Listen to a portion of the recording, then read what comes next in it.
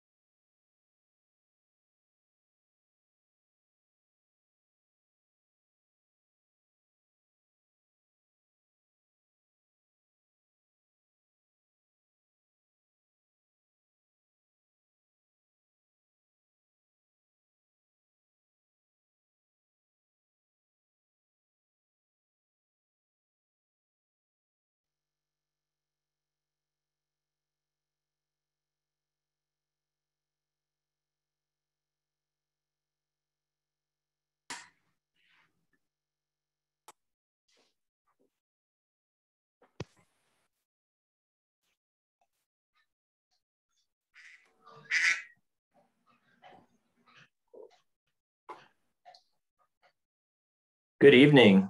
Let's get started. I call to order. I call the October 12th, 2021 regular Planning and Zoning Commission meeting to order at 7:00 p.m. We'll begin with roll call. Commissioner Christensen is excused. Commissioner Benavides? I'm here. Can you see me or can you hear me? We can hear you. I don't know why you can't see me. Okay. Well, we can hear you, Commissioner. Commissioner Gay, it appears that he has a power outage and will not be attending. Commissioner Seavey is present. Commissioner Michelson? Present. Commissioner Smith? Present. Okay. Let the record reflect that a quorum is present for the meeting. We'll move on to item 1B, approval of the agenda. Director Justice, are there any changes to the agenda? No, there are no changes to the agenda. Okay. Is there a motion to approve the agenda? So moved.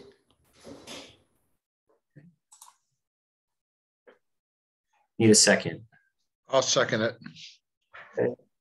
Commissioner Smith has moved to approve the agenda. Commissioner Benavides has seconded the motion. We'll now begin with a roll call vote. Commissioner Benavides? Yes. Commissioner Seavey? Yes. Commissioner Michelson? Yes. And Commissioner Smith? Yes. The motion carries unanimously. We'll now move on to item 2, public comment period. Residents may address the Planning and Zoning Commission to comment on issues, problems, or successes on topics that do not appear elsewhere on the agenda. Audience members will be given an opportunity to comment on agenda items as they come up. Speakers must register with the village staff prior to the beginning of the meeting, and each speaker is limited to 3 minutes. Kiko, do we have any members of the public signed up to speak? Yes, we have quite a few. I'm going to start with Camille Barros. Okay, thank you.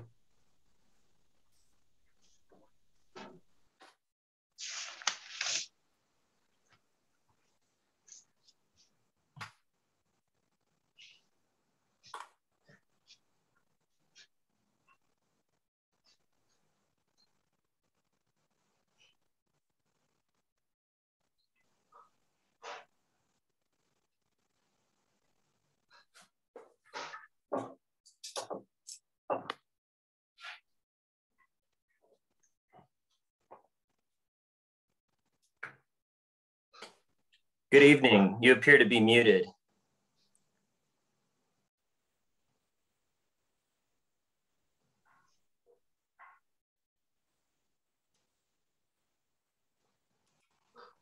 Ms. Varos, you still appear to be muted. Am I muted now? No, we can hear you. Would you please state your full name and address for the record? Yes, I will. Camille A. Vados, 427 El Paraíso Road, Northwest Los Ranchos. Good evening, Ms. Justice and Commissioners, and thank you for being here. I have a comment and a question, and a lot of the applications tonight are dealing with short-term rentals, bed and breakfasts, or Airbnbs, or if that's considered short-term rentals. My question is, because there is an application on my street, El Paraíso, and I spoke with my neighbor at 500 El Paraíso, and Josh and Nicole, who are wonderful neighbors, by the way. I questioned, are they changing their Airbnb status to bed and breakfast? And they said, no, we just need to apply for a permit for the village. And Ms. Justice, could you clarify what our village ordinance is in reference to Airbnbs versus bed and breakfast? Ms. Vados, I will address that during the bed and breakfast item for Joshua Mascarenas, and I can explain more about the bed and breakfast process at that time. But, a lot of these applications are going before you, and maybe each one is it going to be under? Because how are we supposed to know who has Airbnbs versus bed and breakfast if they're all applied under a bed and breakfast? I think that should be, I don't know. I would like to know now before the applications go before you, before the commissioners. If that's possible. Ms. Vados, I'll address that during the bed and breakfast items. I'll go over the status of what a short-term rental is versus a bed and breakfast and an Airbnb. Thank you. Thank you, Ms. Varos. You're welcome. All right, I'm letting in Jerry Dixon next.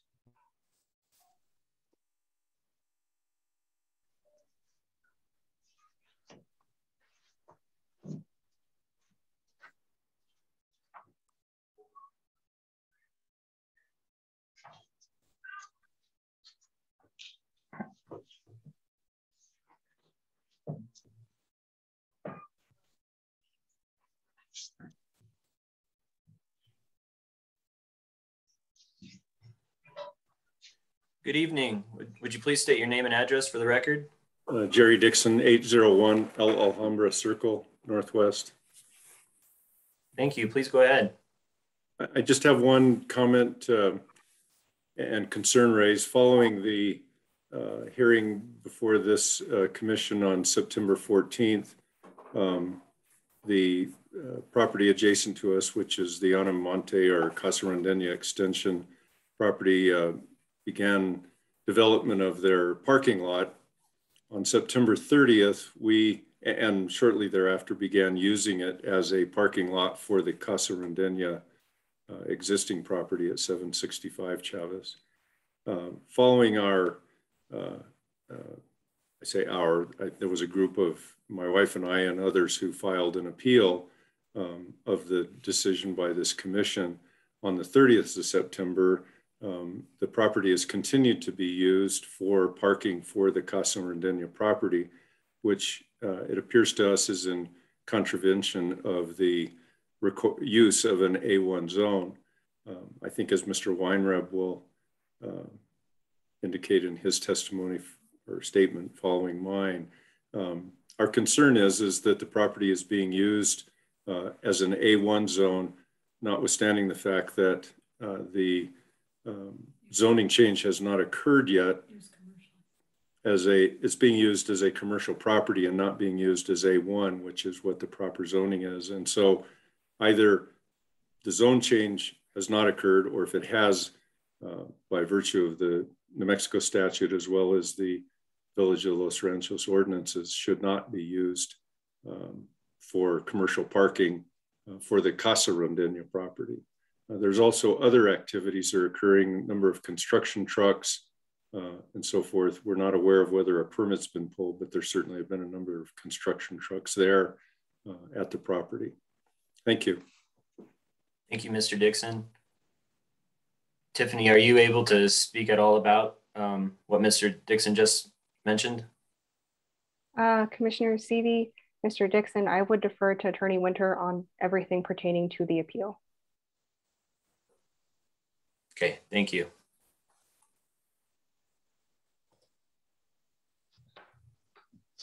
Mr. Chair, members of the board, the stay that Mr. Dixon's, or the appeal that Mr. Dixon speaks to, was filed on September 30. Under state statute, that appeal likely stayed the action taken by this board in the weeks prior to that. In other words, there was a zone change. You all had the authority to grant a zone change. You did grant that zone change with conditions. The appeal was filed 2 weeks later. The appeal, though, under state statute, is stayed until this matter is heard by the Board of Trustees, probably in December. The action of the Board of the Trustees will then finally either confirm your zone change or reverse it, depending on what they want to do. And from that point forward, if the Board of Trustees acts to affirm the decision you made in September, the matter is no longer stayed, and the applicant can do as he chooses with his AC zoning. So that's sort of the status legally of it. Mr. Calvin's attorney, Mr. Artuso, was notified this morning that there is a stay in place. Does that answer your question, Mr. Chair? Yes, thank you, Attorney Winter. Thank you for that clarification. Kiko, do we have anyone else from the public lined up to speak? Yes, I am letting in Peter Weinrib. Stand by.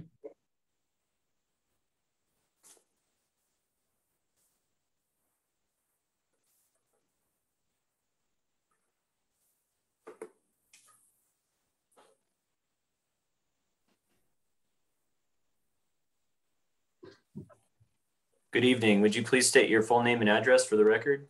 Yes, my name is Peter Weinreb. The address is 6509 Poza Rica Court Northwest in Los Ranchos. Thank you. Please go ahead with your comment. Yes, good evening, Commissioners and Director Justice. The May 11, 2021 hearing regarding a zoning change for the 765 Chavez Road Northwest property ended with no decision on ZMA 21-01. Both parties were given the opportunity to resolve differences.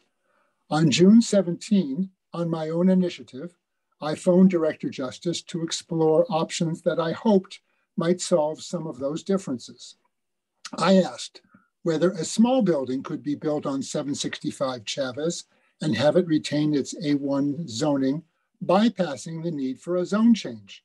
The director answered that an A1 home occupation retail area would be limited to 500 square feet and have a vehicular limit of 10 per day. Well, that idea wasn't going to work. I asked whether the new winery could be constructed on 733 Chavez Road Northwest site, thinking that it would be farther from the private residences in the Caballero North subdivision. Located there, it could be less disruptive to those private residences. I asked whether the parking could then be on the 765 Chavez Road site. The director answered that new construction at 733 would reduce the agricultural area to less than the required 66%, and that the shared parking would not be permissible unless 765 was zoned commercial. Well, that idea wasn't going to work. The parties were unable to resolve their differences, and the ZMA 21-03 application was approved on September 14, 2021. Parties opposed to the zone change filed an appeal on September 30, expecting the Board of Trustees to cast a deciding vote not less than 45 days later. I noticed cars parking on the 765 Chavez property in late September and early October. I sent physical and email letters with photos of parked cars to Keen Heinzelman, who was believed to be the code enforcement officer, and Director Justice asking why cars were parking on 765 Chavez when it should not have been allowed due to A1 classification. On October 2nd, Director Justice emailed me informing that Mr. Thomas Sanchez was the code enforcement officer, and I'm quoting her email, regarding parking at 765 Chavez, the lot is now zoned AC. You are correct that when we spoke in June, the lot was zoned A1. As of the decision made on September 14, the lot is zoned AC, unless that decision is appealed and overturned, and an appeal has been filed to the Board of Trustees. Commercial parking for that lot is permissive in its new zone. End of her quote. An appeal was entered on September 30. There should not have been parking on 765 Chavez in October. Furthermore, the applicant's August 16 submittal indicates retail space of approximately 4,000 square feet. The 4-acre lot is permitted 2,000 square feet. I believe the director's report. Mr. Weinreb? Yes? Excuse us, your 3 minutes have elapsed. Would you please reach a conclusion? I've got one more sentence. Thank you. I'll speak quickly. The director's report that the application met the criteria from AC zoning is flawed, and I believe this commission's decision based on that flawed report is also flawed, and that the commission should rescind that vote tonight in new business. That's all. Thank you for your comment, Mr. Weinreb.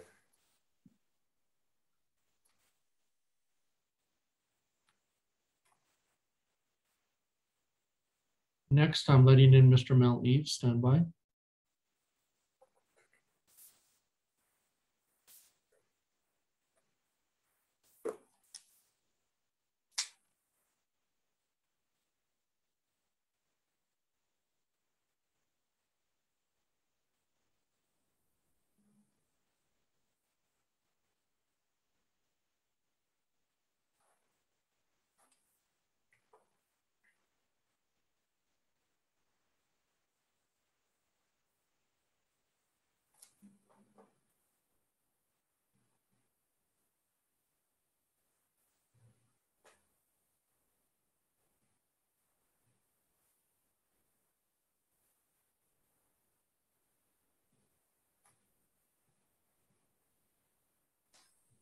Can you hear me?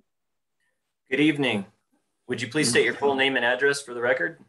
Yeah, thank you very much, Mr. Chair. Sorry for the confusion on this end. My name is John Mel Eves, E-A-V-E-S, 721 Chavis Road Northwest. Thank you. Please go ahead. My comments go to the zone change proceeding that was being discussed earlier.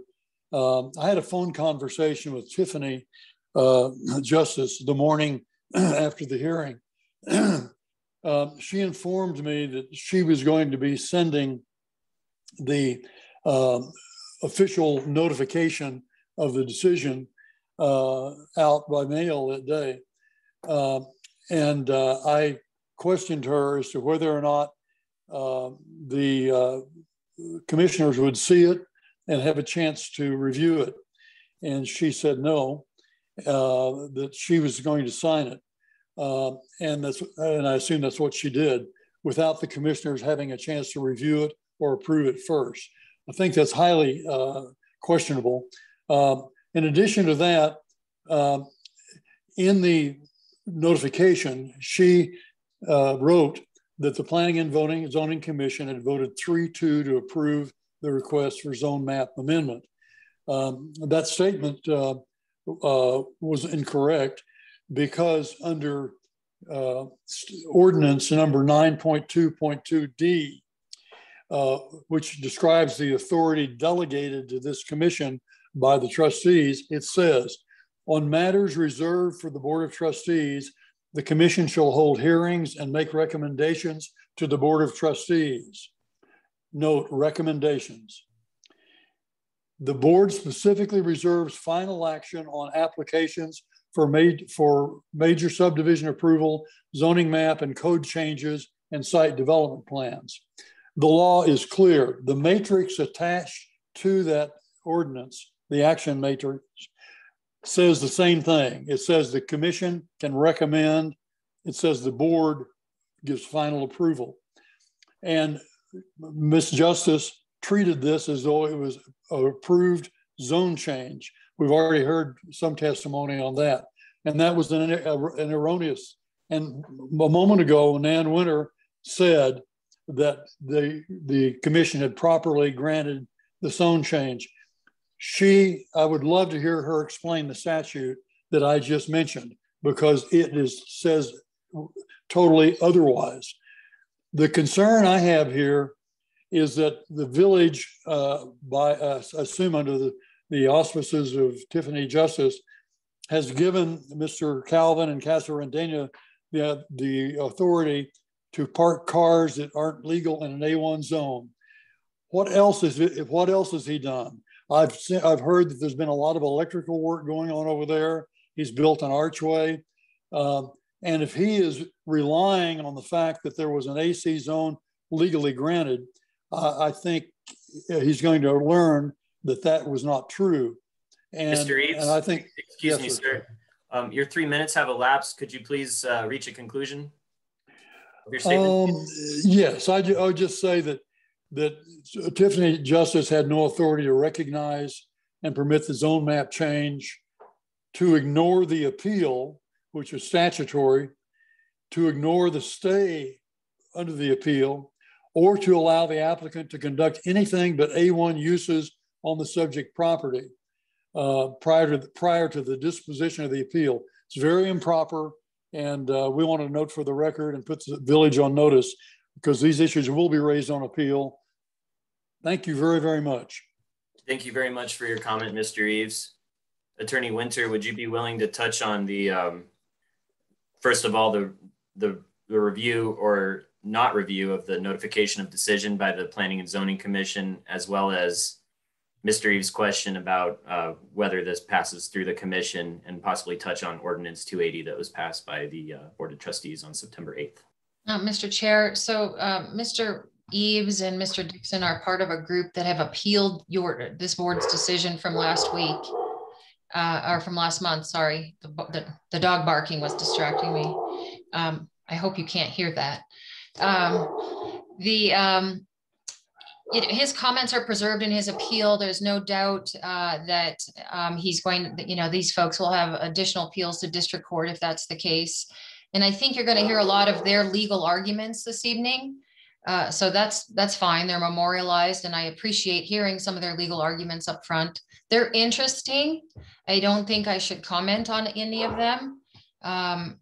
It's even more interesting to me that each one of them is premises their comment with "the law is clear." Again, this matter is on appeal.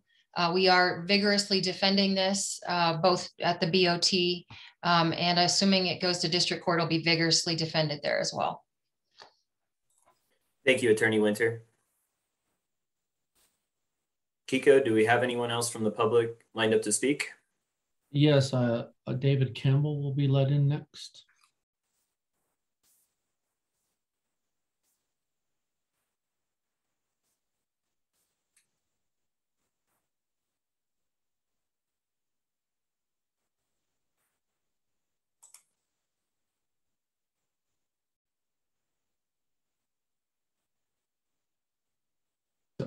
I don't see David Campbell in the meeting, and I believe that is everybody who had signed up previously to speak. So, Mr. Chair, if you want to open it up now.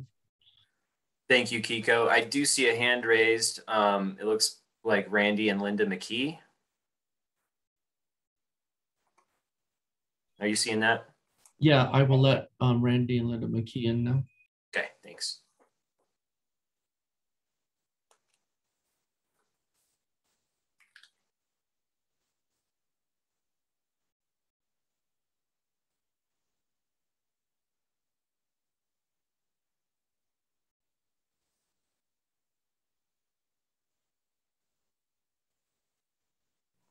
Can you hear me? Yes. Would you please state your full name and address for the record? Yes, Linda McKee, 749. Hang on, I'm starting my video. Linda McKee, 749 Chavez, Northwest, Los Ranchos. Thank you. Please go ahead with your comment. Okay, thank you. I appreciate that. I just want to say my concern is about the ZMA 2103 application for the zone map amendment change from A1 to AC zoning. I'm concerned that the P&Z director provided incorrect guidance approving a zone map change based on her own bias, rather than waiting for the application to move to the Board of Trustees. And I have a cat in the way, excuse me. It appears that there have been a number of missteps committed by the P&Z director and the village attorney, in my opinion. Frankly, many of us are losing trust in the entire P&Z body and village staff. Someone needs to take the lead. I think that would be the mayor potentially, on reviewing the missteps committed by the P&Z director and the village attorney, especially in this matter of ZMA 2103 application. Thank you. Thank you very much, Ms. McKee, for your comment.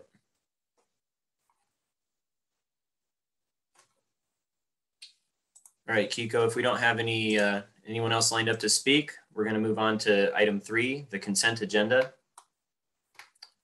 All matters listed under the consent agenda are considered to be routine and will be enacted by one motion.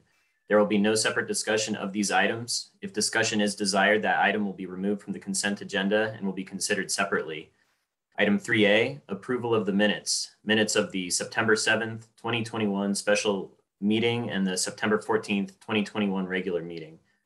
Are there any comments or corrections from the commissioners?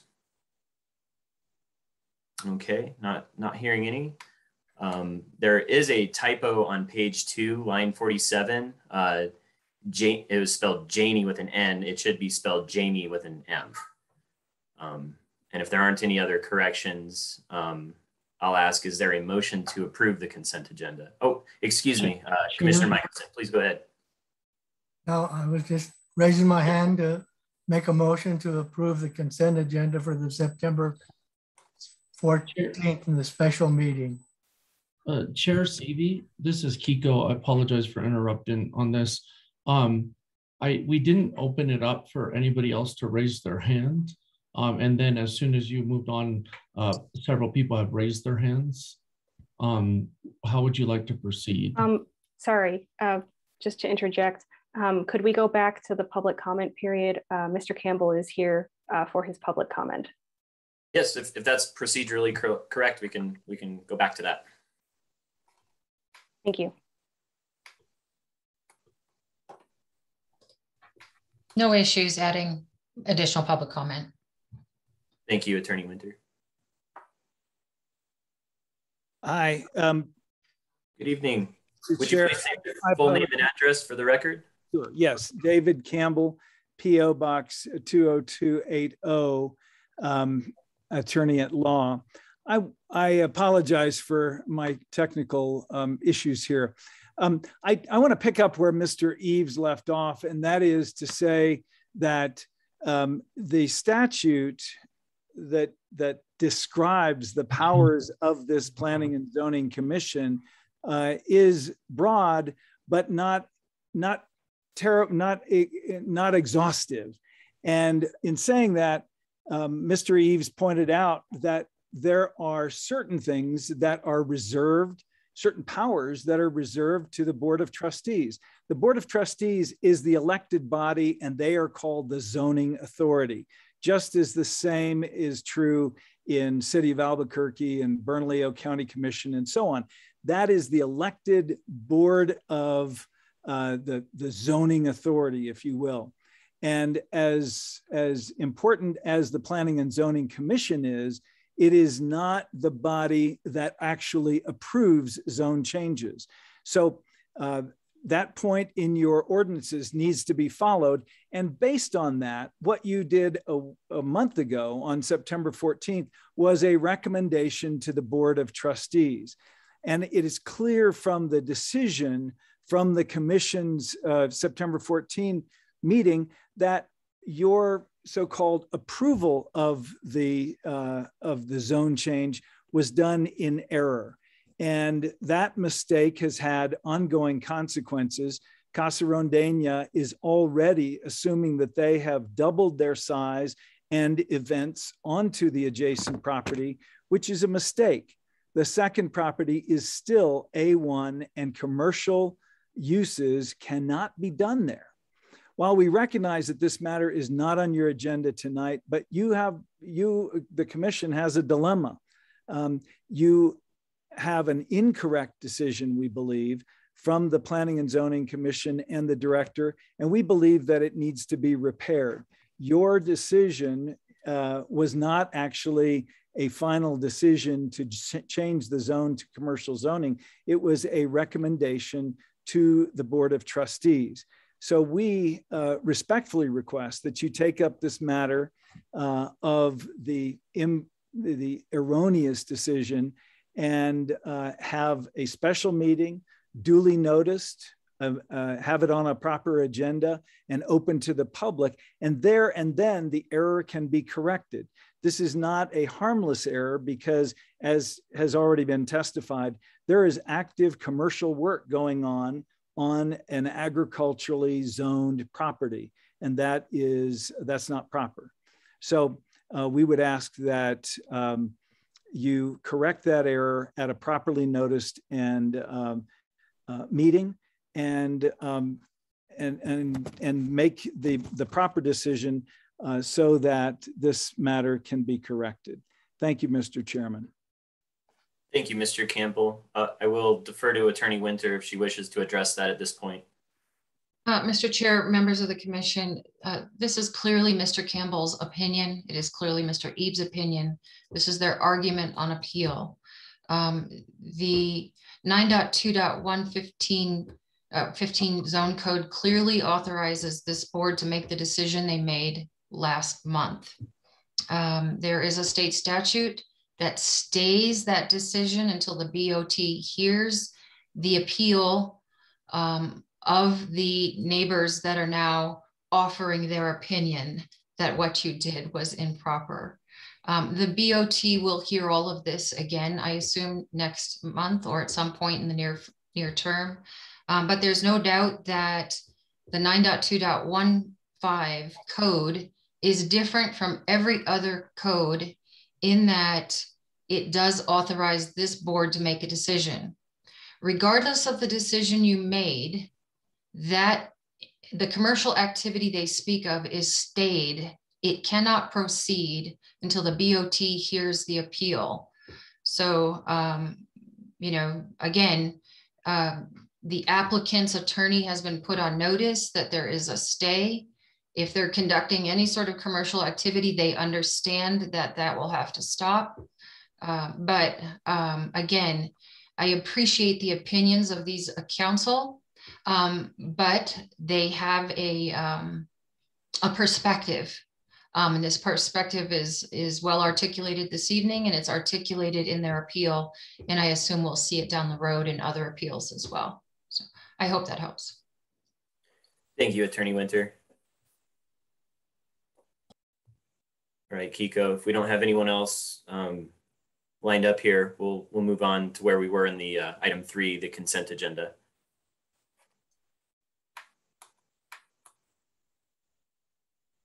There is no other hands raised that haven't already spoken, so they've already used their time, so you can. Okay, thank you, Kiko. Jumping back in, Commissioner Michelson has moved to approve the minutes as corrected. Do we have a second? I'll second it. Okay, Commissioner Benavides has seconded. Commissioner Michelson has moved to approve the minutes as corrected, and Commissioner Benavides has seconded the motion. We'll move on to a roll call vote. Commissioner Benavides? Yes. Commissioner Michelson? Yes. Commissioner Seavey? Yes. Commissioner Smith? Yes. The motion carries unanimously. We'll now move on to public hearings and applications. Item 4A, variance 21-09, a request by Jolene Dickey for a variance from 9.2.11 E2A. The minimum side setback shall be 10 feet to allow for extension or enlargement of a non-conforming structure located within the side setback in the R3 zone in the 4th Street character area. The property is located at 349 Naravisa Road Northwest and is legally known as Lot 3, Block 1, amended plat of 4th Street Gardens, situated within projected section 28, Township 11 North, Range 3 East, NMPM, Village of Los Ranchos de Albuquerque, Bernalillo County, New Mexico, is filed in the office of the Bernalillo County Clerk on March 25th, 1950. The property contains 0.4499 acres, more or less. Are there any commissioners who will be recusing themselves from this item? Okay, I'm not seeing any. Attorney Winter, would you please swear in Director Tiffany Justice? Tiffany, please raise your right hand. Do you swear to tell the truth, the whole truth, and nothing but the truth? I do. Thank you. Director Justice, may we have the planning report? Yes.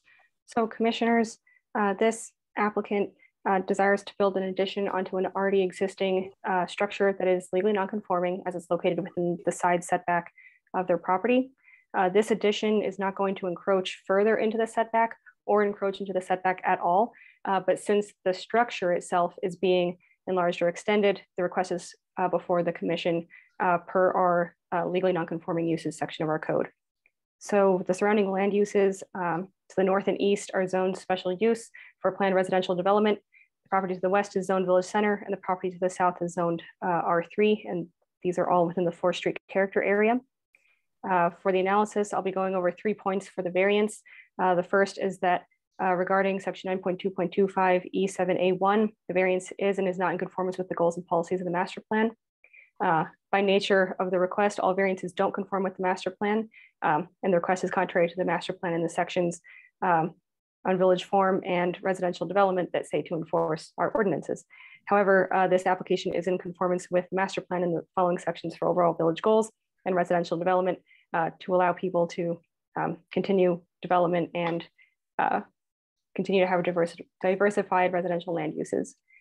The second point is that in accordance with section 9.2.25 E7A2, the variance is not contrary to the public interest. Extension or enlargement of non-conforming structures is allowed so long as the commission finds that the extension or enlargement does not adversely affect surrounding properties and resources. And as described in the applicant's letter, this addition will not adversely affect the surrounding properties and resources since it won't encroach into the setback. And the west property will not be affected since the addition's on the east side of the building. And the village received no comments in favor or in opposition prior to publishing of the meeting packet. The third point is that in accordance with section 9.2.25 E7A3, the variance meets hardship criteria number 5. The applicant cited both number 4 and number 5. However, 4 is not applicable since other uses of the land may be done without this variance, such as an addition to the main house that is compliant with the setbacks. 5 takes into account other relevant factors, and this is where that legally non-conforming section of the code really applies, that the commission can grant this variance per that legally non-conforming section, since the addition will not encroach further into the setback, will not affect the west neighbor closest to the structure, and this is justifiable in the master plan and the code. The application is also in conformance with section 9.2.25 E7 C 1 through 6. And so this does not affect the zoning of the property since the use is still residential. Financial gain or loss is not a deciding factor. The variance differs only enough to relieve the alleged hardship. The hardship is not self-imposed by the property owner, as the prior property owner built this structure near the property line before it was annexed into Los Ranchos. No prior application for a variance has been submitted on this property in the prior 6 months. And this variance does not set precedence, as the basis for its approval is its legally non-conforming status and compliance to that section of our code. With that, the department recommends approval of V-21-09 for a variance from section 9.2.11 E2A. The minimum side setback shall be 10 feet to allow for extension or enlargement of a non-conforming structure located within the side setback in the R3 zone in the 4th Street character area, with the following conditions and findings. The condition that extension/enlargement granted by this variance is limited to the design shown on plans submitted with the application, and further extensions/enlargements may require another variance. With the findings that the variance meets the requirements of section 9.2.25 E7A 1, 2, 3, and B and C 1 through 6. And also that public notice requirements have been met. And I stand for any questions. Thank you, Director Justice. Are there any questions from the commission for the director? I'm not seeing any. Director Justice, I just want to be clear, the drawings weren't super clear to me. So the setback is on one side of the building, but the proposed expansion is on the other side of the building. Is that correct? So, and that's what you mean by it's not encroaching into the 10-foot setback? Yes, Commissioner Seavey, commissioners, if you look to page 28 of the packet, there's a drawing there that shows the site. The dark structure is the one that's already existing, and the addition, as you can see, is located on the right side. And you can see where the setback line is. There's, I think, a small portion that they are going to have shelves there that is currently within the setback, but it's within that structure already. And they're remodeling that area. So yes, this is not going to encroach into the setback, or at least the addition won't. Thank you for that clarification. That cleared it up for me. If we don't have any other questions from the commission, I will ask, is the applicant present? Stand by.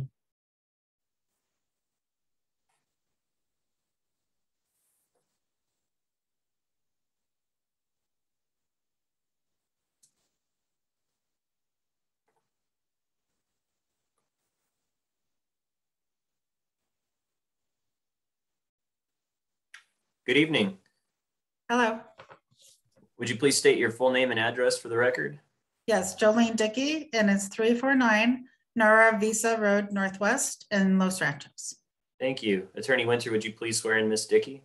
Ms. Dickey, please raise your right hand. Do you swear to tell the truth, the whole truth, and nothing but the truth? I do. Thank you. Okay, Ms. Dickey, would you like to speak about your application? Yeah, I'm just wanting to build an addition to, or a bedroom to the casita. I have, my family lives there and I have a granddaughter. And so we need to have an extra bedroom for her. Well, great. Do we have any questions from the commission for the applicant? Okay, well, I'm not seeing any. Kiko, do we have anyone present who would like to speak in opposition to the application? I'm sorry, in favor. We start with in favor. I don't have any notes to that, but if anybody present in the meeting would like to speak in favor, would you please use the raise your hand button? Okay, thank you, Kiko. And conversely, is there anybody lined up to speak in opposition to the application?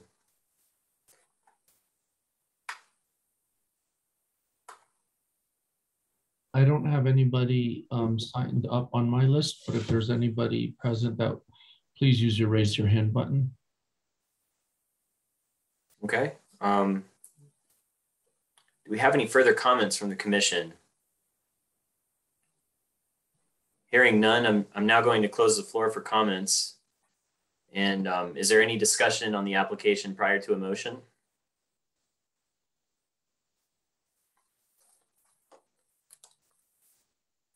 Well, I'll go ahead and say I do not see this adversely affecting surrounding properties or resources as stated in 9.2.23. And for that reason, I am inclined to vote in favor of this variance.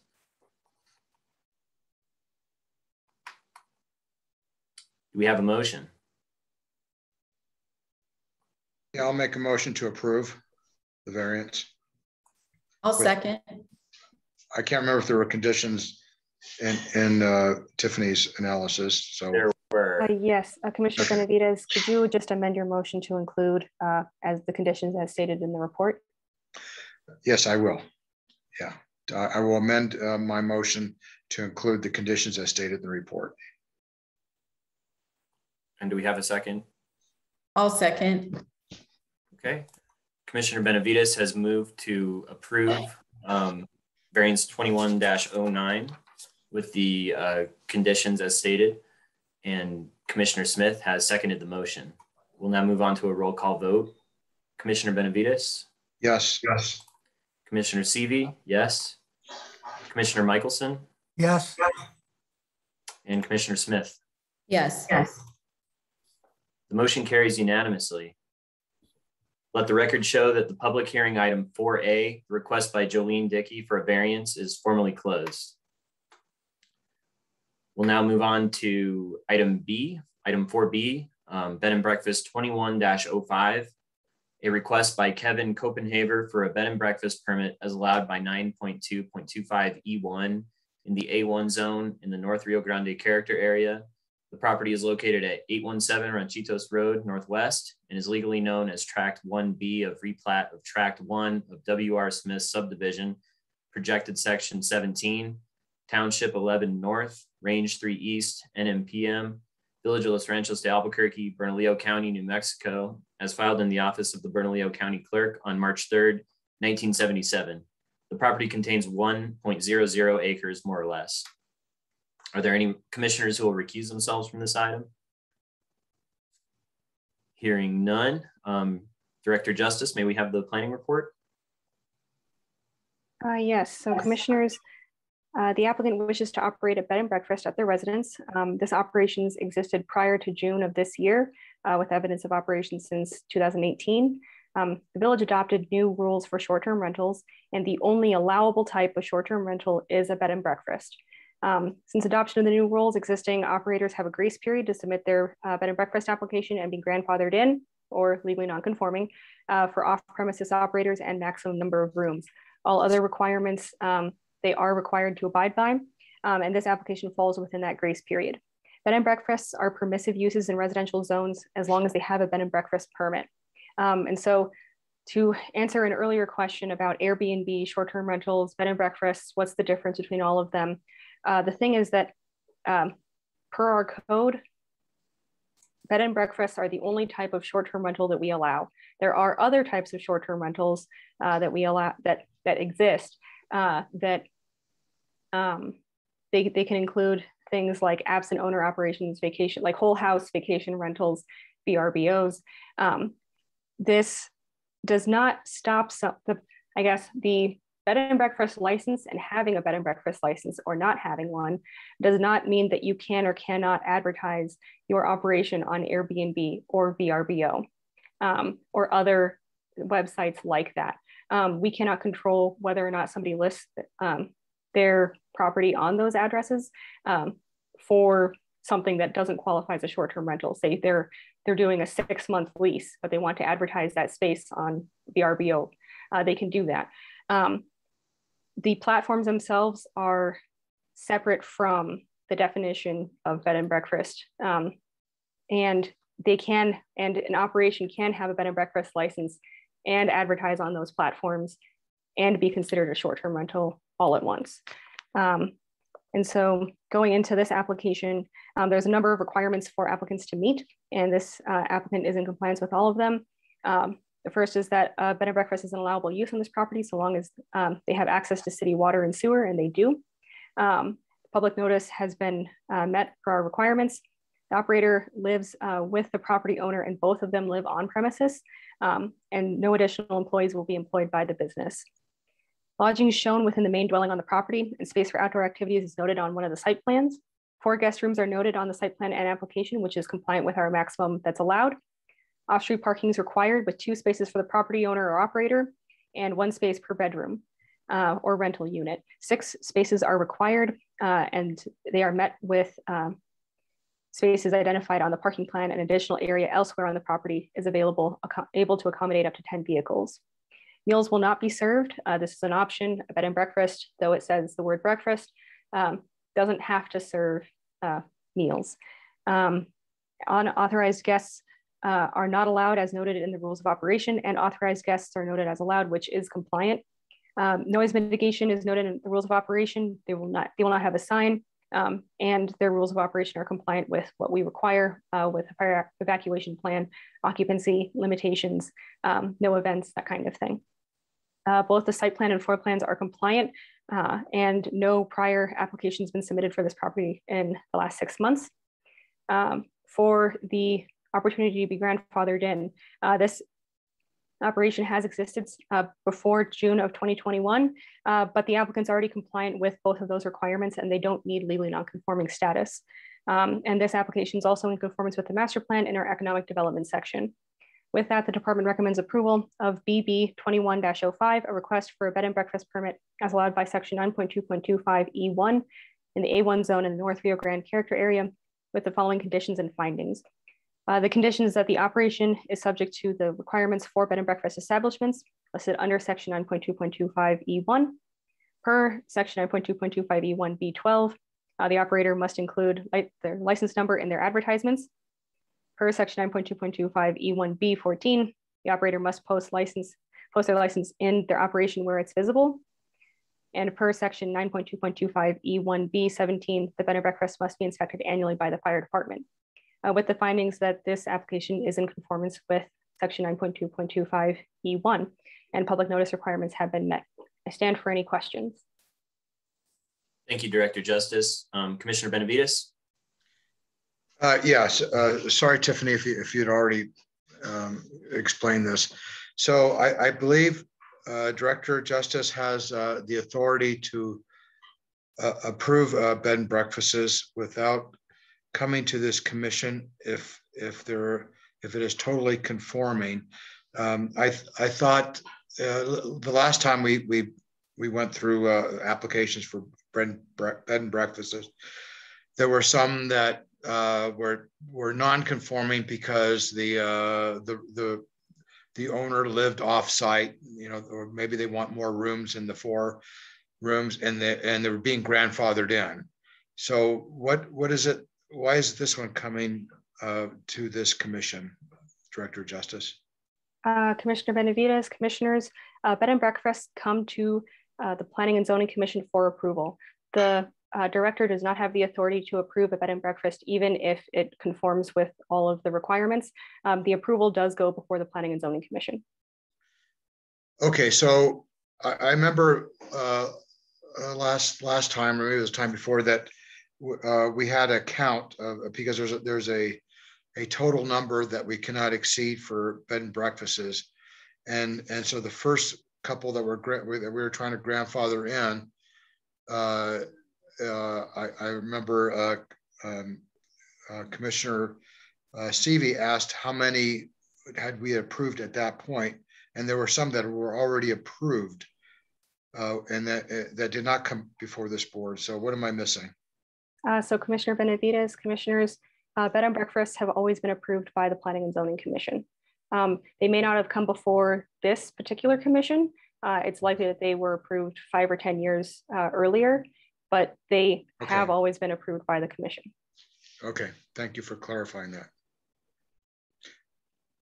Do we have any further questions from the commission for Director Justice? All right, hearing none, is the applicant, Commissioner Michelson, please. Has the village received any complaints on this property? No, we have not. Thank you. Okay, well, hearing no other questions from the commission, is the applicant present? Yes, stand by.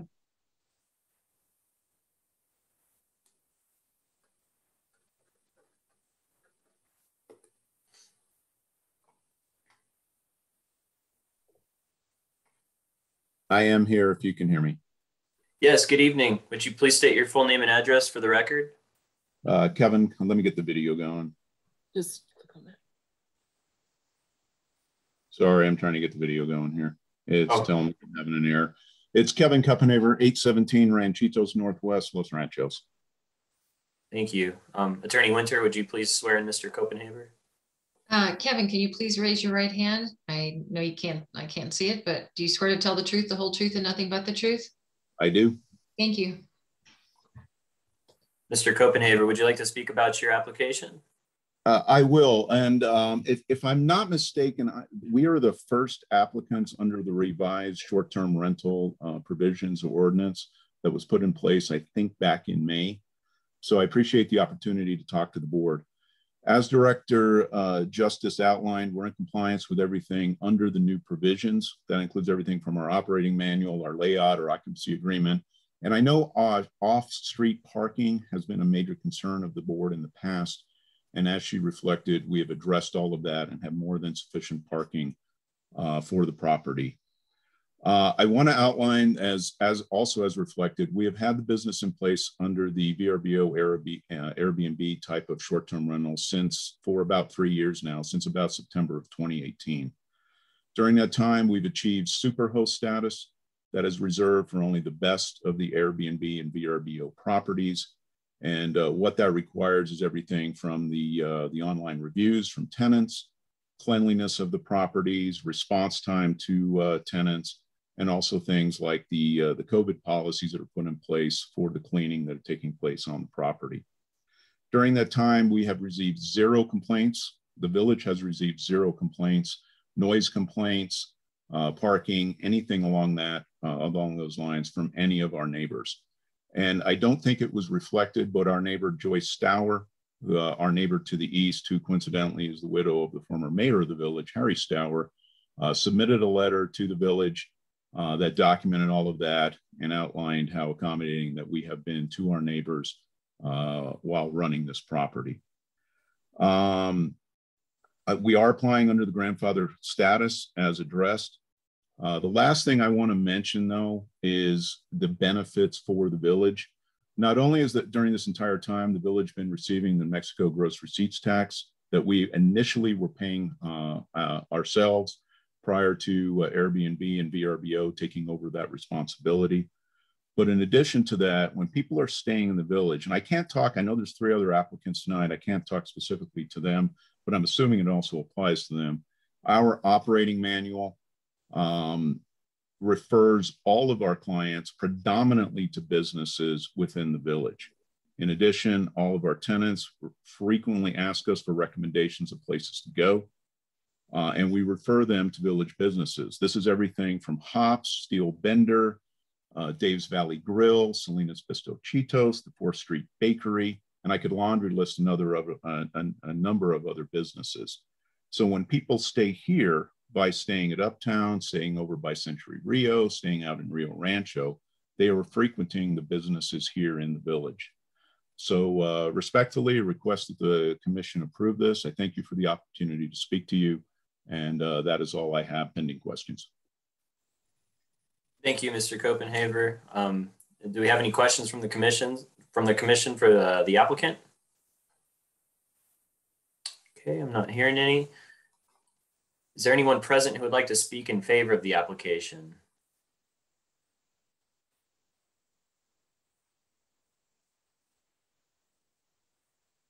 Kiko, are you seeing any hands? No, there are none. Okay. And is there anyone present who would like to speak in opposition to this application? There are no hands raised. All right, thank you, Kiko. And so Commissioners, CV Commissioners, I apologize. Mr. Copenhaver he mentioned his neighbor, Ms. Stowers, submitted a comment that was submitted to us prior to publishing of the meeting packet. And we did not include it in the packet, so I apologize for that. I'm going to read it out loud now so we can have it on the record that there is a comment in favor in writing. So just reading out loud now. My name is Joyce Stowers. My address is 813 Ranchitos Road, Los Ranchos, NM 87114. I wish to comment in favor of item BB 21-05, the request by Kevin Copenhaver for a bed and breakfast permit. My property adjoins Kevin's, being directly east of him. He has operated his bed and breakfast facility for many months. During all that time, there has never been any disturbance or any cause for complaint. He has plenty of room for his guests to park on the property, so there are never any problems with parking or access to my driveway, nor have I noticed any traffic problems attributable to his bed and breakfast operation. Though there are sometimes several people staying there, it is a large space, both inside and outside, so there's never been an issue for me. There have never been any loud or boisterous parties or gatherings. In addition, the property is owner occupied, not a standalone facility. I think family being present on the premises helps keep guest activities tamped down. I strongly support the application of Kevin Copenhaver for his permit, and I hope that he will continue to be permitted to operate his service. I myself have utilized such facilities when traveling with my children and their spouses, and know that the home-like environment, being able to prepare meals together and eat together and just enjoy being with family in a comfortable setting is very beneficial. I am happy that Kevin provides such a facility for people who are enjoying the benefits of what Los Ranchos and the surrounding area can provide. If you would like more information or have questions, my phone number is there and my address is above. Thank you for considering my input. Joyce Stowers.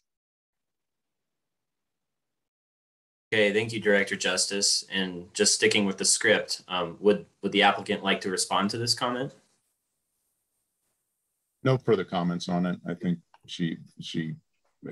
Director Justice outlined or read exactly what I was referring to. Thank you. Great, thank you, Mr. Copenhaver. Are there any further comments from the commission? All right, hearing none, I'm now going to close the floor for comments. Is there any discussion on the application prior to a motion?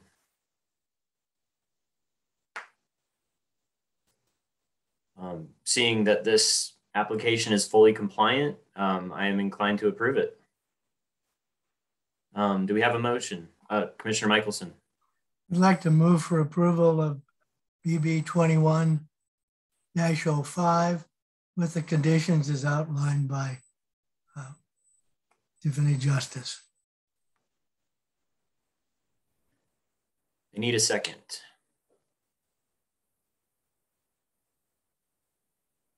I'll second.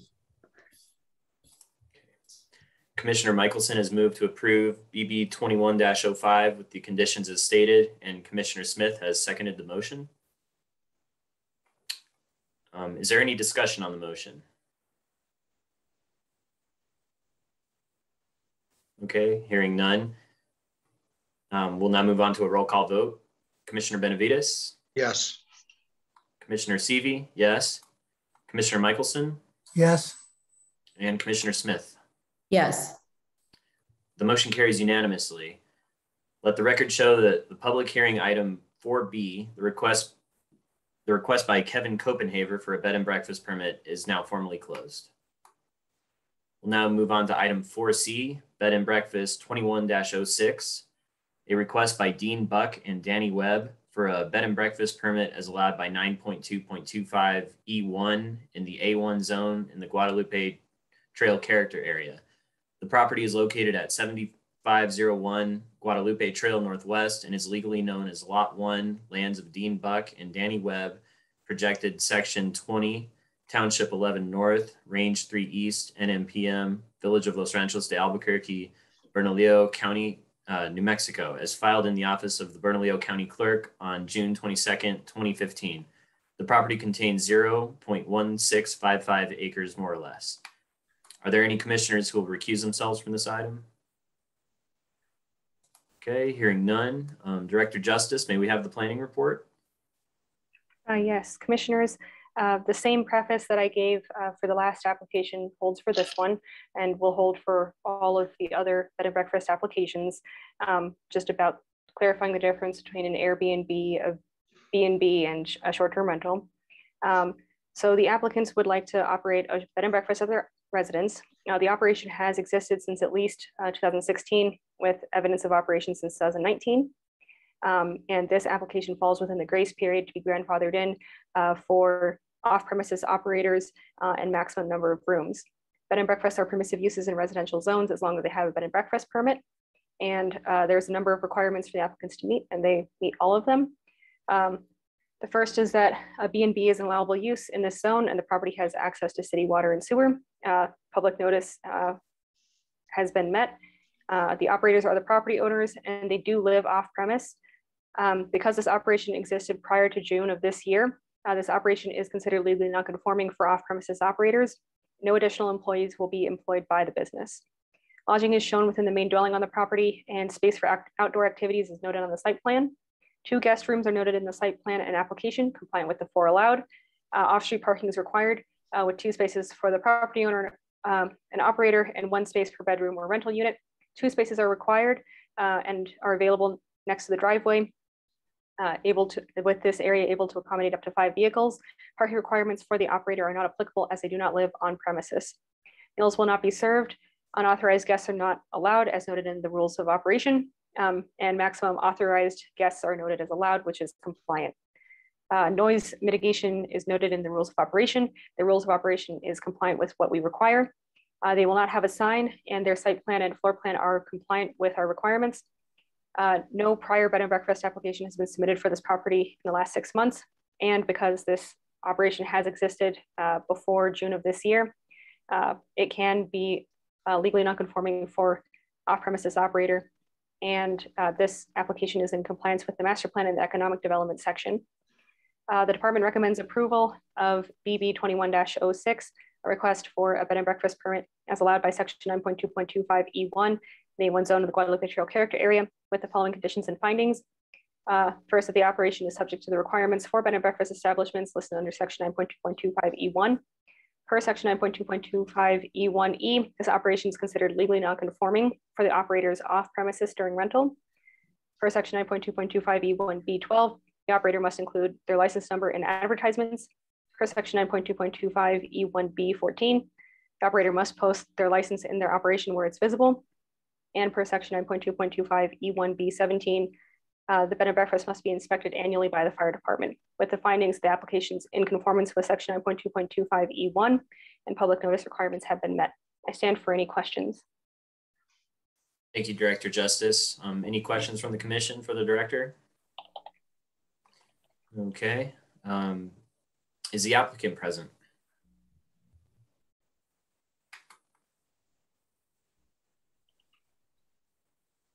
Yes, stand by.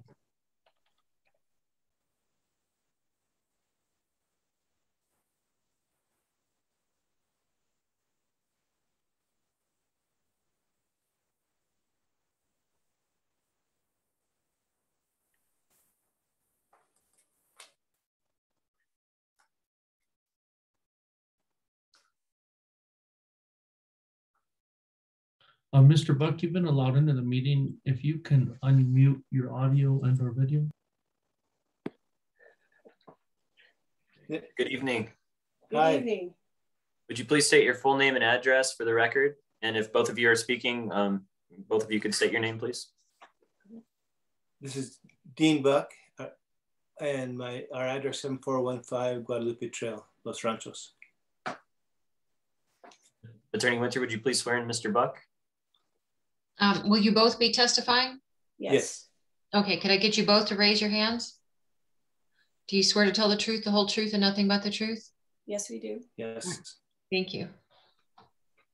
Also, just for the sake of the record, Ms. Webb, could you also state your name and address for the record?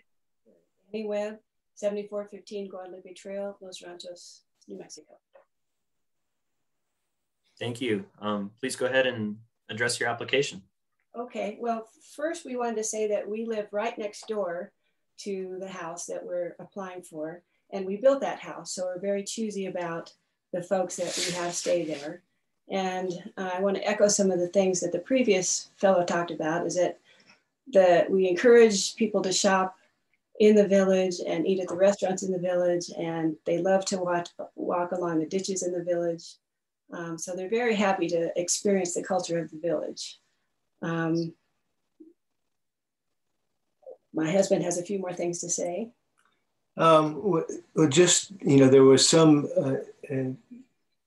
positions that may have been put forth previously around the building another house on that size, but there was no question from any of the neighbors or the village offices about eliminating the building that was there and trying to find something more attractive. So that's been we worked very hard to turn that property into an asset for the village, as opposed to what it was before, which is pretty much the opposite of an asset. And that's it I can think of. We also have been chosen as, or earned the superhost status on Airbnb, and we haven't had any complaints, only compliments about our house. So we hope that you approve this application for us. Okay, thank you, Ms. Buck. Ms. Webb, Mr. Buck. Do we have any questions from the commission for the applicants? Okay, well, hearing none. Kiko, is there anyone present who would like to speak in favor of the application? There are no hands raised. Okay, and on the other side, is there anyone present who would like to speak in opposition to the application? There are no hands raised. Okay, thank you. Do we have any further comments from the commission? Yes, Commissioner Benavides, I saw your hand first. Has the village received any complaints from neighbors concerning the applicant? No, we have not. Commissioner Benavides, did you also have a hand raised? Yeah, so I live very nearby this bed and breakfast, and I've recommended it to family and friends, and I've been inside of it. It's surprisingly nice, I have to admit. And I know what it looked like before anything was built. I had no idea that it was not permitted, but I really like it. It's a nice facility. So that's all I want to say. Okay, thank you. Thank you very much. Thank you. If we don't have any further comments from the commission, I'm now going to close the floor for comments. And do we have any discussion on the application prior to a motion? Okay, well, as stated previously on these other bed and breakfasts, full compliance has been demonstrated, therefore I'm inclined to approve it. Do we have a motion? I'll make a motion to approve this application with any conditions that Director Justice outlined in her report.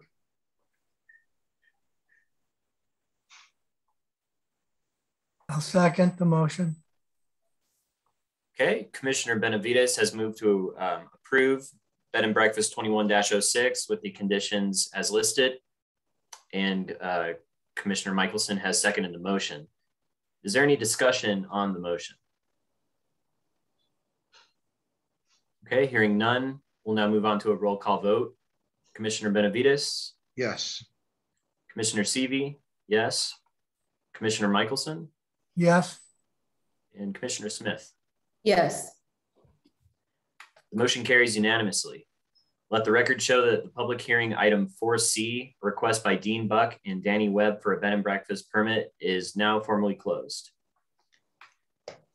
We'll now move on to item 4D, bed and breakfast 21-07, a request by Joshua Mascarenas for a bed and breakfast permit as allowed by 9.2.25E1 in the R2 zone in the 4th Street character area. The property is located at 500 El Paraíso Road Northwest and is legally known as Lot 35A of a replat of Lot 25 in Unit 1 of El Paraíso subdivision and lots 35 and 36 in Unit 2 of El Paraíso subdivision.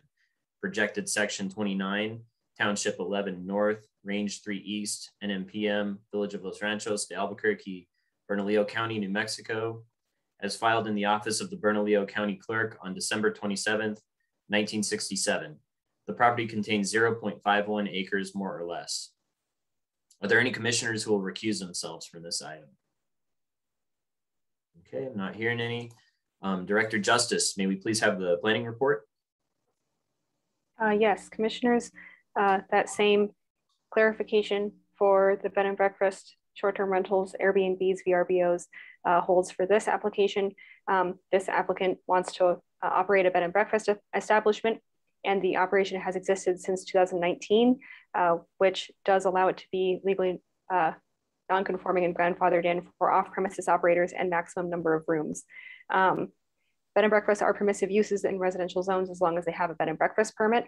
And I guess more specific to the comment that was made earlier for this application, this applicant, should the bed and breakfast be approved, can advertise their operation on VRBO, Airbnb, or any vacation rental, short-term rental website. And it would still be issued a bed and breakfast permit by the Village of Los Ranchos. There's a number of requirements for applicants to meet, and the applicants are in compliance with all of them. The first is that bed and breakfast is an allowable use in this zone so long as they have access to city water and sewer, and they do. Public notice requirements have been met. The operator is the property owner and lives off premises during rental. Because the operation has existed prior to June of 2021 this year, the operation is considered legally non-conforming for off-premises operator, and no additional employees will be employed by the business. Lodging is shown in a separate guest quarters. The area appears to be legally non-conforming without a guest house conditional use permit on the property, and the outdoor area is available with rental.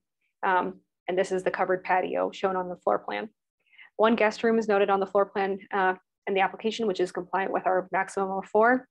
Off-street parking is required with 2 spaces for the property owner and 1 space per bedroom or rental unit. So 1 space is required and met with a carport and driveway. Parking requirements for the operator are not applicable since they don't live on the premises, but the carport can accommodate the 2 vehicles for the operator should they be there at the same time. Meals will not be served. They will not have a sign. The rules of operation are compliant with our requirements. Noise mitigation is noted in those rules, and unauthorized guests are not allowed as noted in the rules of operation. The maximum authorized guests that are allowed are noted, which is compliant. The site plan and floor plan are compliant, and no prior bed and breakfast application has been submitted for this property in the last 6 months. The existing operation prior to June of 2021 allows for legal nonconformance of off-premises operator during rental, and this application is in conformance with the master plan in the economic development section. With that, the department recommends approval of BB 21-07, a request for a bed and breakfast permit as allowed by section 9.2.25E1 in the R2 zone and the 4th Street character area with the following conditions and findings. The operation is subject to the requirements for bed and breakfast establishments listed under section 9.2.25E1.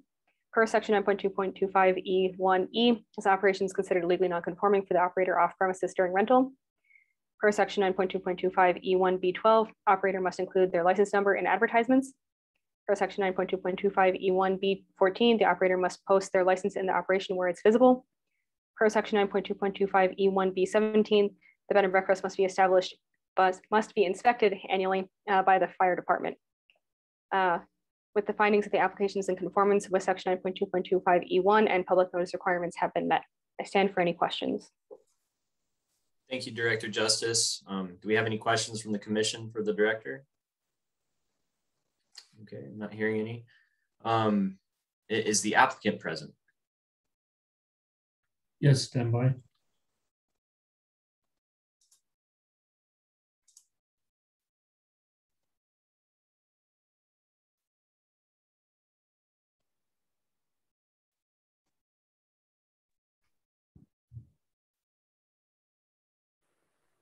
Hello. Good evening. Good evening. Would you please state your full name and address for the record? Yes, Joshua Mascareñas. My address is 500 El Paraiso Road Northwest in Los Ranchos, New Mexico. Attorney Winter, would you please swear in Mr. Mascareñas? Mascareñas, please raise your right hand. Do you swear to tell the truth, the whole truth, and nothing but the truth? I do. Thank you. Would you like to speak about your application? I think Ms. Justice covered everything in her report there, which we've been operating since we purchased the property in 2019 with no issues, and we'd appreciate your approval. Okay, thank you. Thank you. Do we have any questions from the commission for the applicant? Okay, well, I'm not hearing any.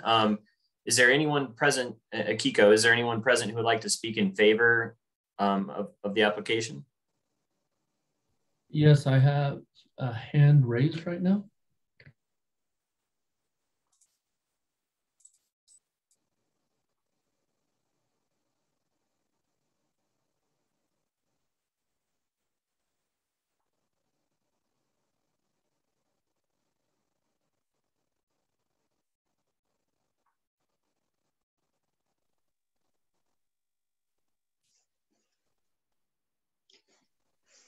Could you hear me? This is Camille Vados. Yes, would you please state your full name and address for the record? Sure. Camille Vados, 427 El Paraiso, Los Ranchos. Excuse me, we need to have Attorney Winter swear you in. Attorney Winter, please swear in. Yes. Ms. Vados, please raise your right hand. Do you swear to tell the truth, the whole truth, and nothing but the truth? I do. Thank you. Thank you. I just want to state that I'm kitty corner from Josh and Nicole's establishment, and I have not seen, I've always been concerned about traffic in neighborhoods and keeping, our neighborhood a neighborhood, but I don't have any complaints about traffic. They're very congenial people, so I would support they haven't, I talked to them over the weekend because I was, questioning their Airbnb, but they're applying for bed and breakfast. So that's why I asked Ms. Justice earlier, well, what is that? But Joshua and Nicole explained that they will still be considered an Airbnb, and I respect that.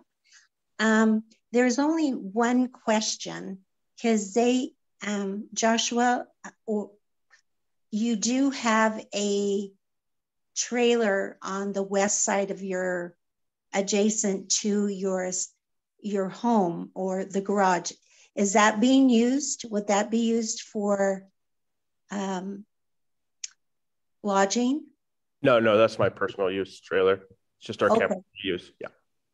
And I'm only asking because many times, people say certain things and then it turns into something else. And, I just want to be neighborly and respectful. And, but, things are changing, and okay, I understand that. I'm from the old school. I've been here a long time. But just as long as that is not going to be used, because I don't think in the village there's an ordinance for rentals for used in trailer situations, unless it's like in a trailer park. But anyway, I support them. I want to be a good neighbor, and thank you. Thank you for your comment, Ms. Varos. Kiko, do we have anyone else lined up to speak in favor of the application?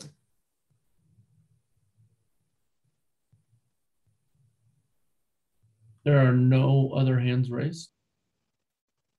Okay, and is there anyone present who would like to speak in opposition to the application?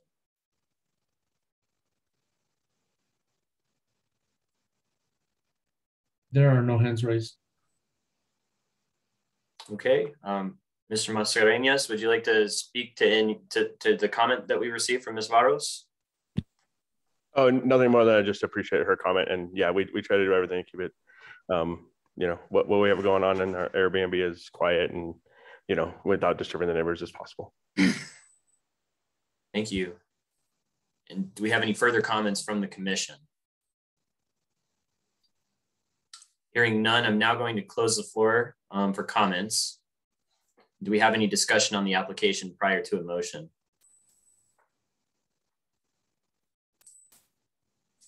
As previously stated, conformance with our ordinance has been demonstrated. And for that reason, I'm inclined to vote in favor of Bed and Breakfast 21-07. Do we have a motion?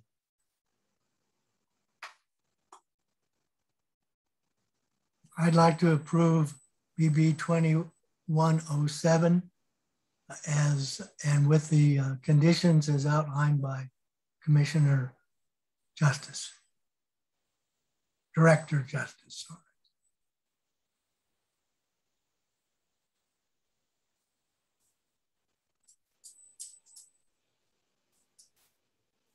Do we have a second?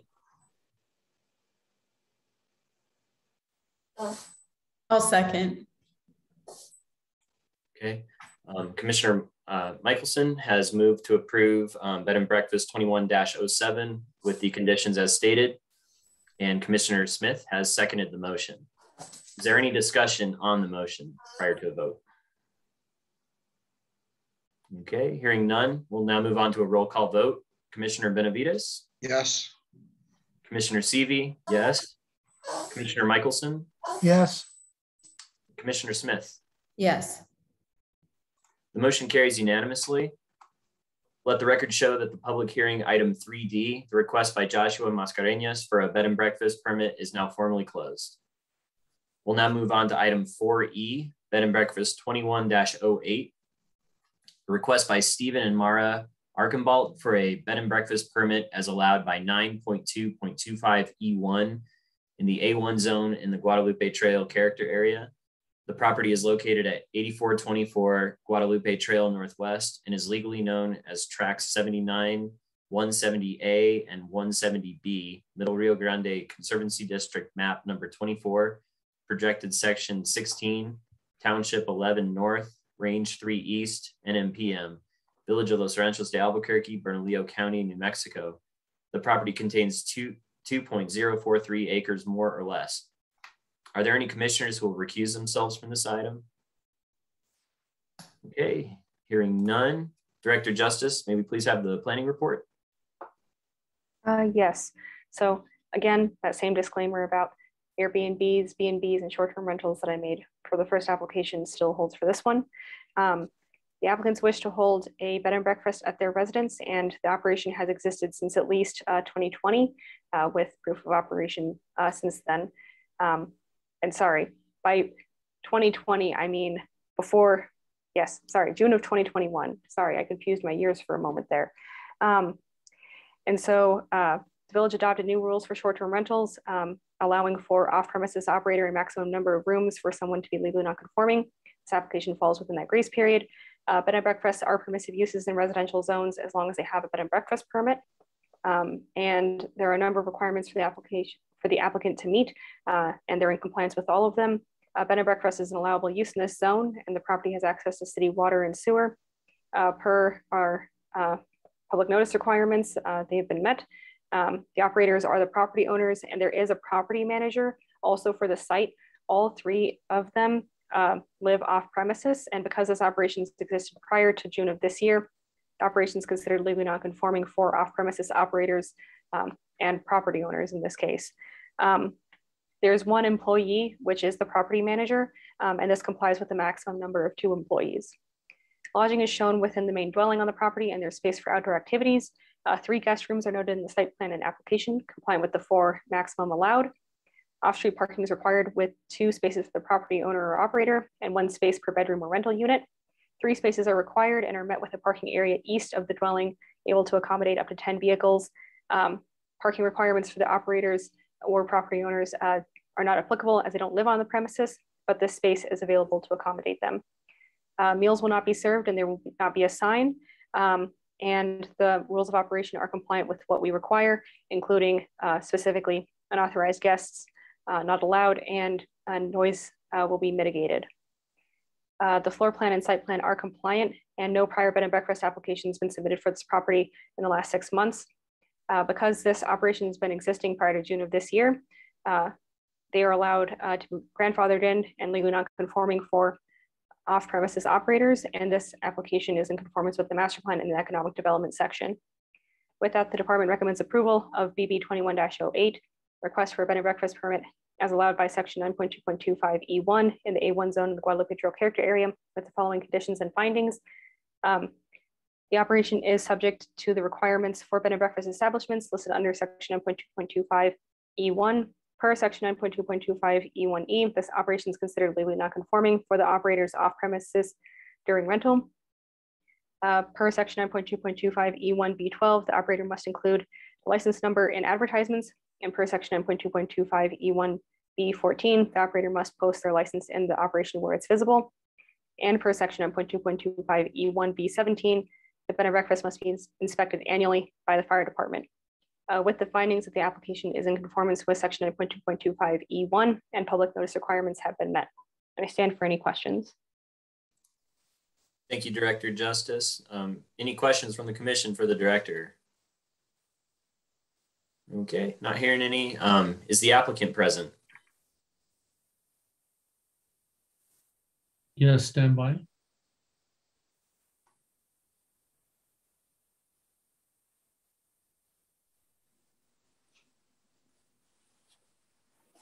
Good evening.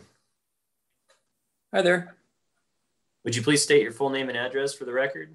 Sure. Stephen Archambault, 8424 Guadalupe Trail, Northwest, Los Ranchos, New Mexico, 87114. Attorney Winter, would you please swear in Mr. Archambault? Mr. Archambault, please raise your right hand. Do you swear to tell the truth, the whole truth, and nothing but the truth? I do. Thank you. Mr. Archambault, would you like to speak about your application? Yeah, well, I really appreciate you guys staying up late and hearing all these applications. I appreciate it. Tiffany's done a great job kind of getting my story straight and paperwork together. We've operated this for 5 years, and we had a lot of success, similar to what the other applicant said, a lot of good reviews. And we actually stay there ourselves fairly regularly. We're from the area. I'm born and raised, well, not born and raised, but native New Mexican, and my wife's also New Mexican. We have a lot of family in the area. So we come back at least once, twice a year. And my family stays there at the house. Actually, my neighbors have also stayed there. So they utilize it for their guests. And I actually have some neighbors that help out with some of the maintenance of the property, yard work and taking care of chickens and things like that. So we've had a real positive experience, I think, within the community. Okay, well, thank you. Do we have any questions from the commission for Mr. Archambault? Okay, well, not hearing any. Kiko, is there anyone present who would like to speak in favor of the application? There are no hands raised. Okay, thank you. And conversely, is there anyone present who would like to speak in opposition to the application? There is one hand raised. Please stand by.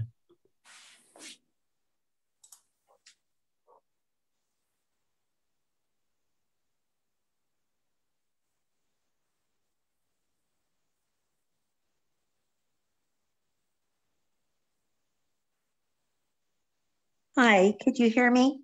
Yes, would you please state your full name and address for the record? Yes, Camille A. Vados, 427 El Paraíso, Los Ranchos. Excuse me, my throat is leaving me. Ms. Vados, you've already been sworn in, so please go ahead with your comment. Yes, and it's not, I'm not voicing against it, but I wasn't necessarily for it either.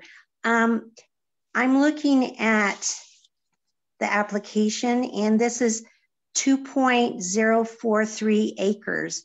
So I'm not familiar with this particular property.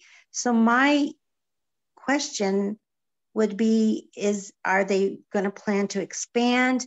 Because if you really look at all the applications, they're mostly on Rio Grande.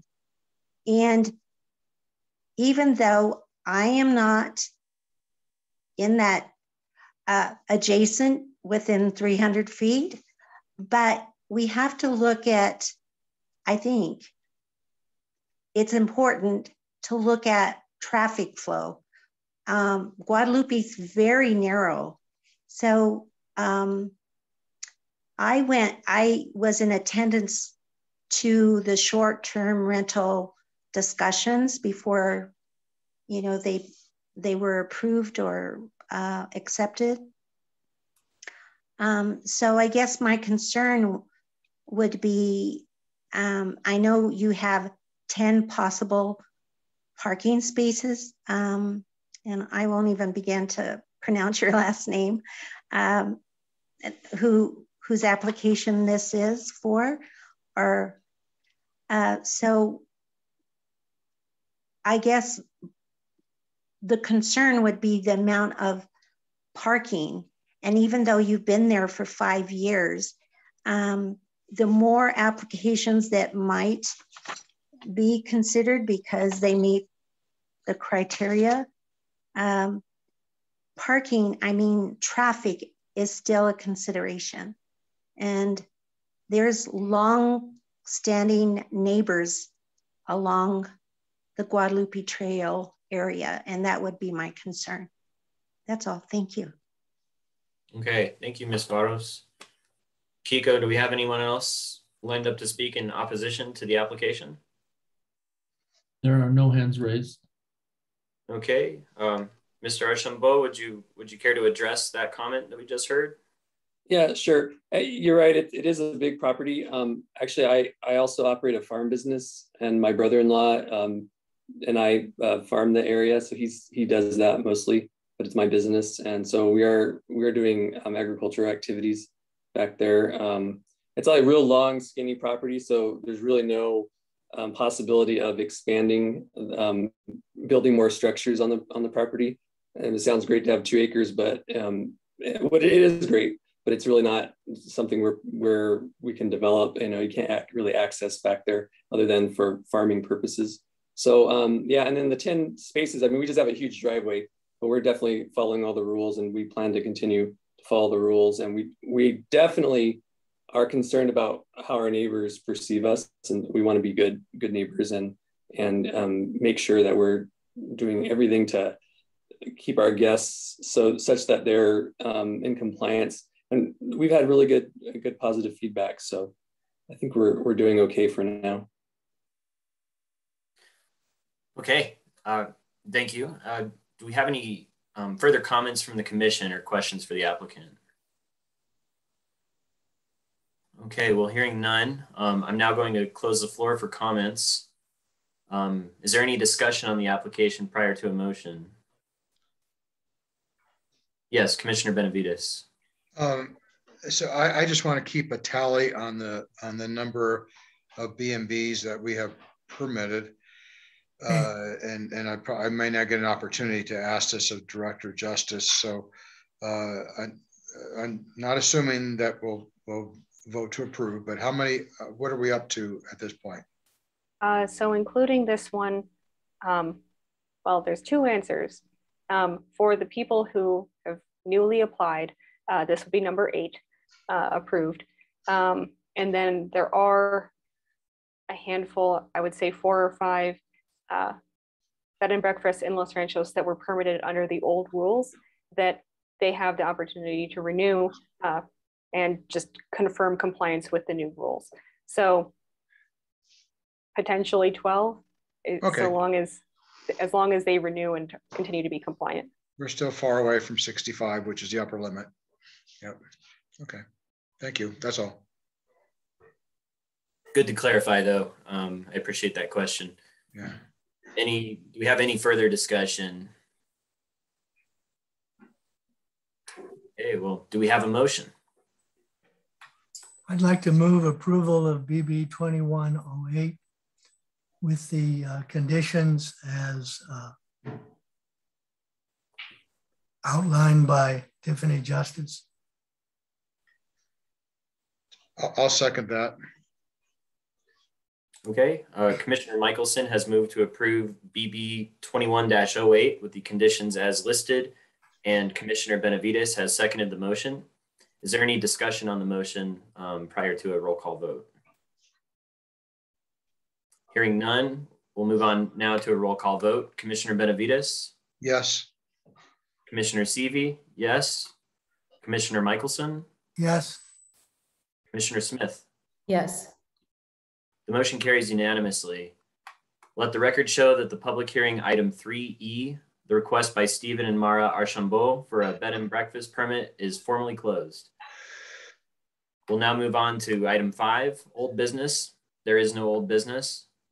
Item 6, new business. There is no new business. Item 7, reports. Item 7A, the Planning Department report. Director Justice, may we have the Planning Department report? Yes, commissioners, if you've been on our website within the last couple of weeks, you'll notice that it has changed. We have a new website design that's online. There are, well, it may take some getting used to if you're used to the old website, but we're hopeful that the new one will be simpler, easier to navigate, and will work. So if you haven't already seen it, check it out. We've also included the third quarter business report in this, and then for the most part, it is business as usual. Jennifer is working on building permits, parcel permits in the magazine. Keen is processing excavation barricade permits and larger building permits. And Thomas is patrolling the village, working with property owners to bring their properties in compliance, contacting realtors to obtain parcel permits, and red tagging properties for construction without permits. I'm sending out letters for existing short-term rentals to encourage them to submit their application. The deadline was October 6th, so the November meeting will be the last one where we have the option for existing operations to be grandfathered in. That isn't to say we won't get any more bed and breakfast applications, but the legally non-conforming language will no longer be applicable. If somebody would want to get a license and be grandfathered in, at this point, they will now need to ask for a variance. I'm following up with the online code publishing company. We'll have a searchable non-PDF version of our code on our website here within the next few weeks. And the annual EPA MS4 permit report will be posted on the village website. It has been posted on the village website for public comment.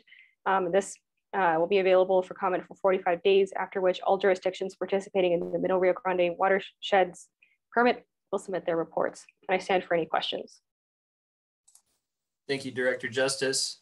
Any questions from the commission?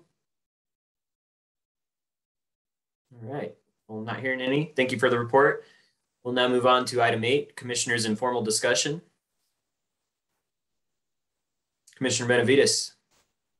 Yeah, I won't take too long. So I want to go back to the public comments earlier, but I do not want to discuss any of the legal issues because I think that's unwise.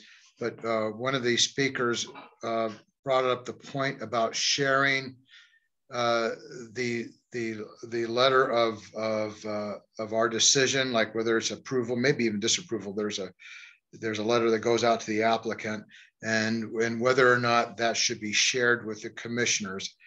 I was wondering how the other commissioners felt about that, and if there's a problem in doing that, or are you even interested? I don't think it's currently a part of our procedure to review that, and I don't know if Tiffany is able to speak on that matter at this point. Commissioners, Commissioner Benavides, if you would like to receive a copy of the notice of decision letter, I would be happy to send that to you after the decision is made and I send out the letters. I think it is a different matter to review it prior to me sending out that notice. Okay. Yeah, I mean, I'm just thinking about maybe some of the really critical ones. I might like to see that decision letter. So you're saying if you're interested, make the request the next day, or to see it, but we should not review it, you're thinking?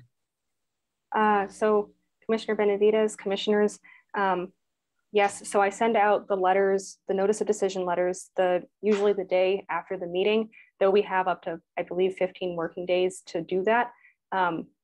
If you email me or request to receive a copy of that, I can send you that. I believe that the notice letter does not need to be reviewed by the commission, since the notice letter is essentially the legal description, what the motion was and what the conditions are, as well as the appeal process. So you all are here and were present with the motion that was made and the decision that was made, along with the conditions. So I don't believe it's necessary. And in addition, for cases where, we add conditions verbally or remove conditions verbally, I review the record of the recording that we have in order to confirm what was said and done. Okay, so you said something important. You review the recording, not the minutes, right? Because we do find errors every now and then in the minutes. And so you're very confident that you extract the information from the recordings and you got it right. Is that correct? Commissioner Benavides, commissioners, myself and other staff are also taking notes during the meeting, and we review the minutes with each other. The thing is that the minutes aren't posted on our website until 10 working days, I believe, after the meeting. So, and I send out the notice of decision letter pretty much the next day to try and let everybody know what happened. But the point is that sometimes errors are made in the minutes, right? If there are errors in the minutes, they typically are not with the motion that was made. That tends to be pretty spot on, and for good reason, because we keep track of how the commission's voting and what the conditions are and that kind of thing in the moment. Thank you for your answer. Okay. Well, I do have a question for Director Justice. We've had some turnover on the commission, and we have a couple new members. I think we have a new member about to join us in a month or so. Are we going to do another kind of introduction or orientation for new commissioners in the near future? Yes. So Commissioner Seavey, commissioners, as new commissioners are brought onto the commission, they're given an individual training that is similar to the annual training that you all receive. So they receive that individually, and I guess coming up here in a few months, we will have another annual training for everyone who's interested in reviewing. Yeah, so we will have a training session for the new commissioner if they're appointed. Sounds good. Thank you.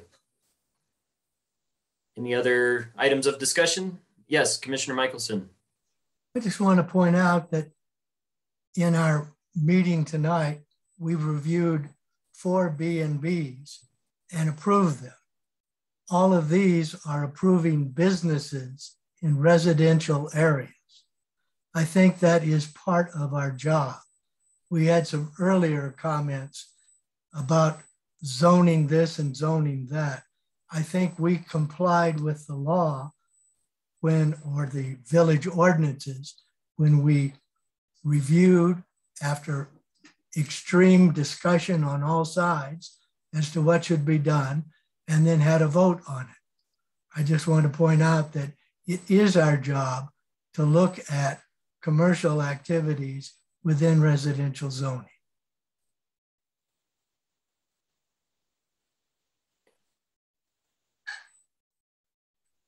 All right, thanks, Commissioner Michelson. If we don't have any further comments, I'm going to move on to item 9, which is adjournment. Is there a motion to adjourn? Well, since I'm unmuted, I'll make a motion to adjourn. I'll second. Okay, Commissioner Benavides has moved to adjourn. Commissioner Smith has seconded the motion. All in favor say aye. Aye. Aye. All opposed say nay. The motion carries unanimously. The meeting for October 12th, 2021 is adjourned at 8:47 p.m. Thank you, everyone. Thanks. Yep.